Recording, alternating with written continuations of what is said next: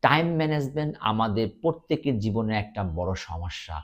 Time এর মানে হচ্ছে জীবন। Time is life. Time management means management of life. তাই লাইফে কি আছে? লাইফটা কার? আমার নিজের সেলফ। সুতরাং time management also means self management. সময়কে ম্যানেজ করা মানে নিজেকে ম্যানেজ করা, নিজেকে ভালোভাবে ব্যবহার করা। তাহলে নিজের মধ্যে কে আছে? আমি। আমি মানে কি? ফিজিক্যাল বডি, আমি মানে মেন্টাল বডি। তাহলে সময়কে ভালোভাবে ব্যয় করতে হলে ফিজিক্যালি স্ট্রং হতে হবে। যখন আমি কাজ করব, যে সে কাজে আমার শারীরিকভাবে আমি শক্তি ব্যয় করে কাজটাকে ভালোভাবে করতে পারি। এর জন্য আমাদের ফিজিক্যালি স্ট্রং হতে হবে।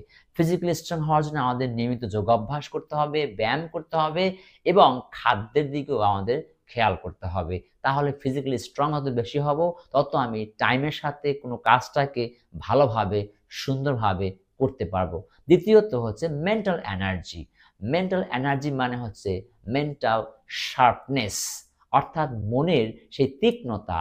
যে মনের চিন্তা কম, সে মনের তীক্ষ্ণতা বেশি। অর্থাৎ আমরা সবসময় দেখি আমাদের মন চিন্তায় পরিপূর্ণ থাকে। চিন্তাযুক্ত মন মানে ডাল মাইন্ড। থটফুল মাইন্ড মিন্স ডাল মাইন্ড।